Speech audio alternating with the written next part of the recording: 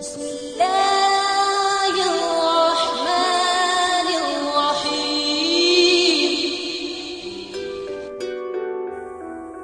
السلام علیکم دوستو، چینل پر خوش آمدید۔ دوستو یوٹیوب پر چینل ایک ایسا پلیٹ فارم ہے جس پر ہم روزمرہ زندگی کے کسی بھی قسم کے مسائل اور اسلامی دعاؤں، آیات، وظائف کے ذریعے ان کے حل پیش کرتے ہیں۔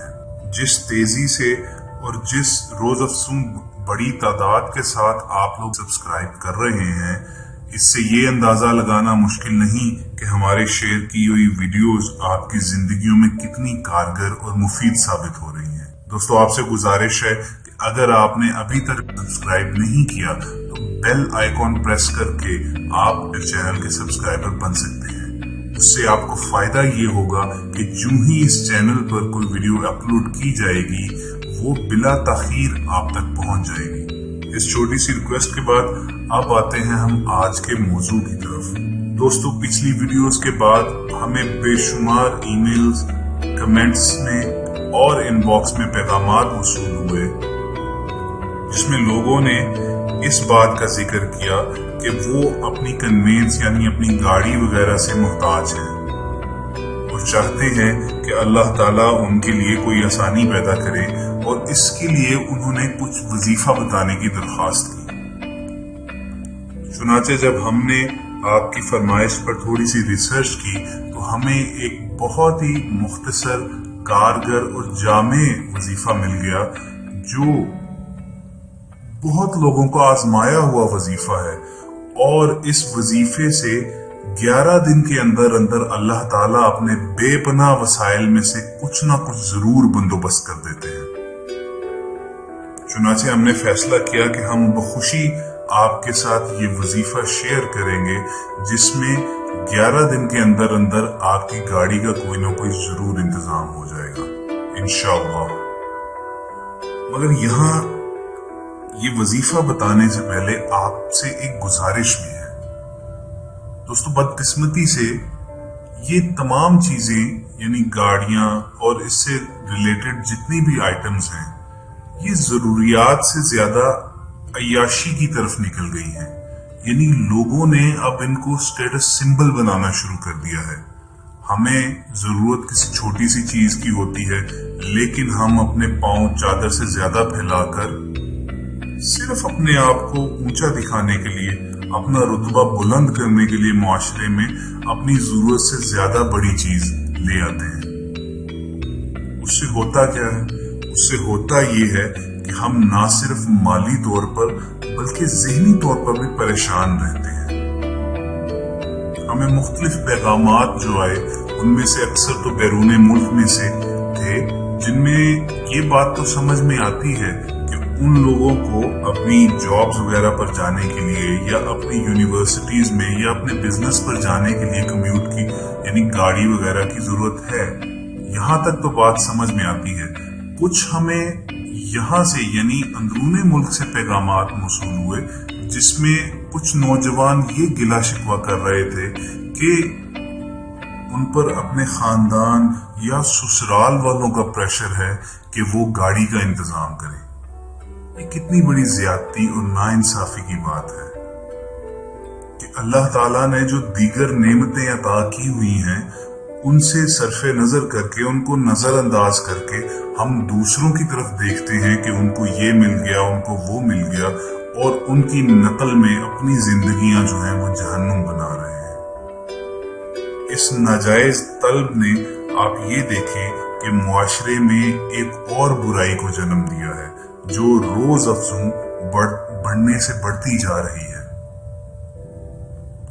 یہ برائی ہے سودی بینکاری نظام کے ذریعے، یعنی یہ جو لیز پر لوگ گاڑیاں لیتے ہیں اور اس پر سود پے کرتے ہیں۔ دوستو سود کو اللہ تعالیٰ نے قرآن کریم میں واضح جنگ قرار دیا ہے اور سود کو حرام قرار دیا ہے۔ یہ ایک ایسی چیز ہے جو قوموں کی قومیں تباہ کر دیتی ہے۔ مگر افسوس ہے کہ ہم لوگ اپنا سٹیٹس سمبل بلند کرنے کے لیے یعنی لوگوں کی نظروں میں بڑا ہونے کے لیے اللہ اور اس سے رسول سے جنگ لینا गवारा कर लेते हैं। उस पर सितम ज़रीफी ये है कि लोगों ने उसके साथ इस्लामिक बैंकिंग का भी टाइटल लगा दिया है। ये बात बड़ी वाज़ेह है कि ये सिर्फ कान को घुमाकर पकड़ने वाली बात है, वरना उस बैंकिंग का, उस निज़ाम का इस्लाम से कोई ताल्लुक नहीं है दूर तक। उस पे सिर्फ नाम बदलकर उसी तरह सूद वसूल किया जाता है। लोग उसमें ये वजह बयान करके पनाह लेते हैं कि जी हमारे पास कोई मुतबादिल निज़ाम मौजूद नहीं है। दोस्तों, ये हमारी कम इल्मी और नाअहली है कि हम कोई ऑल्टरनेट फाइनेंशियल सिस्टम यानी बैंकारी का जो मुतबादिल निज़ाम है कोई, वो मुतारिफ नहीं करवा सके। अल्लाह ताला तो कुरान हकीम में हमें इशारा देता है इस मामले पर। अल्लाह ताला कुरान करीम में फरमाते हैं, एक आयत का मफहूम आपके साथ मैं शेयर करूंगा कि अल्लाह सूद को घटाता और सदकात को बढ़ाता है। यानी अल्लाह ताला आपको इशारा दे रहा है कि सूद से बचें और एक दूसरे के लिए सदका कीजिए, एक दूसरे के लिए इज़हार कीजिए। इसकी ये भी तशरीह की जा सकती है कि आप एक दूसरे को कर्ज दीजिए, एक दूसरे से मदद लीजिए। और किसी की मदद करने को तो अल्लाह ताला ने खुद कुरान करीम में अल्लाह को कर्ज देने के बराबर करार दिया है। एक आयत का मफहूम है कि है कोई जो अल्लाह को कर्ज देने वाला हो और अल्लाह उसको कई गुना करके वापस लौटाए।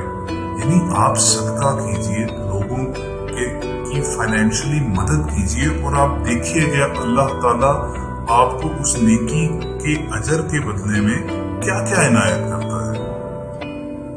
बहरहाल ये तो एक गुजारिश थी कि आप कम से कम इस सूदी लानत से जरूर बचें जो लोग अंधाधुंध फॉलो करते जा रहे हैं कि गाड़ी किस्तों पर निकलवा ली और साल हा साल कई गुना उस पर सूद देते रहे और अपने आप नामा अमाल में गुनाह भी इकट्ठे करते रहे और ना सिर्फ दुनियावी, माली और ज़हनी परेशानियां भी इकट्ठी की। अब आते हैं अपने उस मुख्तसर, जामे, कारगर और तीर बहादुर वजीफे की तरफ जो इंशाअल्लाह अल्लाह ताला के खजानों में से 11 दिन के अंदर अंदर आपके लिए कोई ना कोई वसीला जरूर पैदा कर देगा। इस वजीफे के लिए जो वक्त है वो सुबह फजर की फर्ज नमाज के बाद है। यानी फजर की नमाज अदा कीजिए और उसके बाद ये वजीफा कीजिए। इसके लिए आपको करना ये होगा कि बावजू रहते हुए आपने सबसे पहले तो हुजूर सरवरे कायनात के दरबार में दुरूद इब्राहिमी का हदिया पेश करना है 11 मरतबा वजीफे से पहले और 11 मरतबा वजीफे के बाद। आप सबसे गुजारिश है कि मेरे साथ मिलके आप भी दुरूद शरीफ का विर्द करें। बिस्मिल्लाहिर्रहमानिर्रहीम। अल्लाहुम्मा सल्ली अला मुहम्मद व अला आलि मुहम्मद कमा सल्लैता अला इब्राहीम व अला आलि इब्राहीम इन्नका हमीदुम मजीद। अल्लाहुम्मा बारिक अला मुहम्मद व अला आलि मुहम्मद कमा बारकता अला इब्राहीम व अला आलि इब्राहीम इन्नका हमीदुम मजीद। हदिया दुरूद शरीफ के बाद आपने जो विर्द करना है वो अस्माउल हसना में से और एक आयत का मुरक्कब है। ये विर्द है या अजीजो जुल जलाली वल इकराम। या अजीजो जुल जलाली वल इकराम। दुरूद इब्राहिमी का तोहफा पेश करने के बाद आपने 200 मरतबा इसका विर्द करना है और विर्द जब मुकम्मल हो जाए यानी 200 बार जब आप ये तिलावत कर लें तो फिर उसके बाद दोबारा 11 मरतबा दुरूद इब्राहिमी का हदिया पेश करना है। ख्वातीन हज़रात, इसके बाद आपने अल्लाह ताला से रुजू करना है और पूरे फोकस के साथ यानी तमाम दुनियावी ख्यालात दिमाग से बाहर निकालकर अल्लाह ताला की बारगाह में हाजिर होना है और पूरी आजिज़ी, पूरी इनकसारी के साथ और गिड़गिड़ा कर अल्लाह ताला से अपनी हाजत बयान करे। और अल्लाह ताला से मांगे, यूं मांगे जैसे कोई बच्चा अपनी माँ से कोई चीज मांगता है। और मुझे पूरा यकीन है कि जो हस्ती 70 माओं से ज्यादा हमें प्यार करती है, ऐसा हो ही नहीं सकता कि हमारी ऐसी इल्तिजा देखकर वो हमें अपने रहमत के खजीनों में से बेशबहा इनामात ना इनायत करे। आपने 11 दिन तक हर फर्ज नमाज के बाद ये वजीफा दोहराते रहना है और अपनी दरखास्त बार बार अल्लाह ताला की बारगाह में भेजते रहना है। अल्लाह ताला का वादा है कि जब कोई मुसीबत ज़दा शख्स उसको पुकारता है तो वो उस पुकार का जरूर जवाब देता है। दोस्तों, अल्लाह के घर से पूरी उम्मीद है कि 11 दिन बाद इंशाअल्लाह आप कोई ना कोई खुशखबरी जरूर सुनेंगे। लेकिन अगर दूसरी सूरत हो, यानी कोई खबर मौसूल ना हो, तो ये मत समझे कि ये दुआ जो है ये जाया चली गई या इस वजीफे का कोई असर नहीं है। दोस्तों, उसमें हमारी नीयत की, हमारे मांगने के अंदाज की तो कोई कमी हो सकती है, वरना इन तमाम अस्माउल हसना के असर में और इन तमाम आयात की बरकत के बारे में कोई शक नहीं होना चाहिए किसी को भी। और फिर हमारा तो ईमान होता है कि अल्लाह ताला सबसे बेहतर जानने वाला है और उसे बेहतर मालूम है कि हमें किस चीज की ज्यादा जरूरत है। चुनाचे ये भी फरमान है कि जब कोई दुआ वक्ती तौर पर कबूल नहीं होती तो अल्लाह ताला उसको महफूज कर छोड़ते हैं और उसके बदले में कोई बेहतर चीज मुस्तकबिल में अपने बंदे को अता कर देते हैं। मुझे पूरी उम्मीद है कि आप इस अमल को दोहराएंगे और इस वीडियो को एक सदका जारिया समझकर शेयर करते जाएंगे और न जाने आपके इस एक क्लिक के बदले नामालूम कितनी जिंदगियां बदल जाए। अल्लाह ताला से दुआ है कि हम सबको आसानियां अता फरमाए। इंशाल्लाह बहुत जल्द कुछ और वीडियोस लेकर आपकी खिदमत में दोबारा हाजिर होंगे। तब तक के लिए अल्लाह निगहबान।